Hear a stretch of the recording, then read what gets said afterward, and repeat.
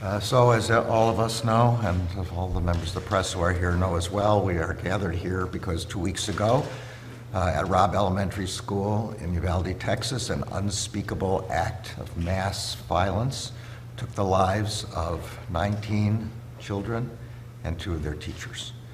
I know I speak for all of us, and I think I speak for everyone in the country in saying our hearts are broken by what happened in Uvalde.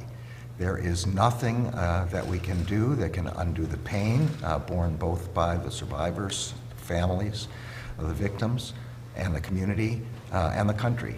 But the independence and transparency and expertise of the Justice Department can go a long way toward assessing what happened in Uvalde with respect to the law enforcement response and to giving guidance for the future. And that's what we're here for today.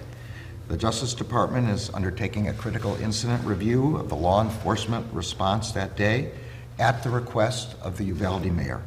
The review will be comprehensive, it will be transparent, and it will be independent. We will be assessing what happened that day. We will be doing site visits at the school. We will be conducting interviews of an extremely wide variety of stakeholders, witnesses, families, law enforcement, government officials, school officials, and we will be reviewing the resources that were made available after in the aftermath. The review will culminate in a final report, which will include our findings and recommendations, and it will be made public. The department's COPS office is leading the review. Our director, Rob Chapman, and our senior counselor, Shanetta Cutler, will be leading the team. And now I will be happy to introduce to you the team who will be doing the investigation. Chief Rick Brazil, who served as chief of the Sacramento Police Department and lead investigator on a number of critical incident reviews.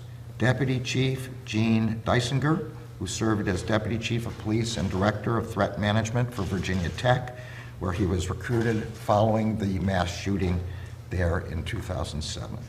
Deputy Chief Frank Fernandez is a former Chief of Police and Police Practices expert for the Justice Department's Civil Rights Division since 2008. Albert Guarnieri, who is on the screen, who is joining us remotely. He currently serves with the FBI as the Unit Chief of the Violence Reduction Unit in the Office of Partner Engagement.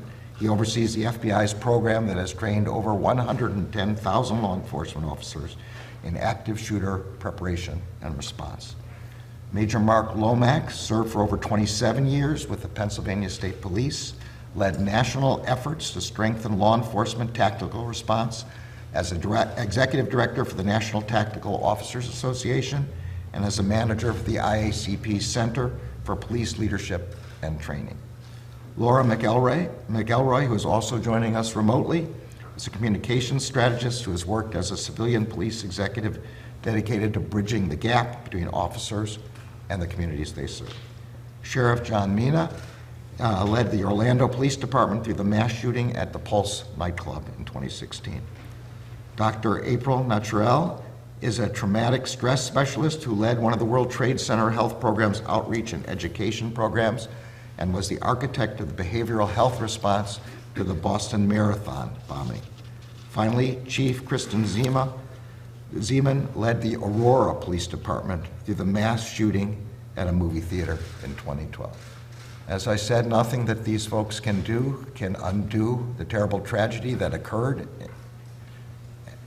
and that we are just heartbroken about, but we can assess what happened and we can make recommendations for the future. I would also say that as we conduct this review, the Justice Department stands ready to participate, to support the bipartisan gun safety negotiations that are going on in Congress right now in any way that's possible. I think now we'll take a few questions. Yes. If I may. Of course. Given the misstatements, how concerned are you about the lack of transparency so far down in Uvalde? And will this review have the tools it needs in case people decide that they do not want to cooperate? So as I said, we've been invited by the mayor. We have been promised, assured, and welcomed with respect to cooperation by every level of law enforcement, state, federal, and local. And we'll participate in that vein. We don't expect any problems. Mr. Attorney General, on the topic of gun violence, a man was arrested early this morning outside the home of Justice Brett Kavanaugh in Maryland with a gun and a knife, threatening to do harm to the justice. What is your reaction to this? So this kind of behavior is obviously behavior that we will not tolerate. Threats of violence and actual violence against the justices, of course, strike at the heart of our democracy, and we will do everything we can to prevent them and to hold people who do them accountable.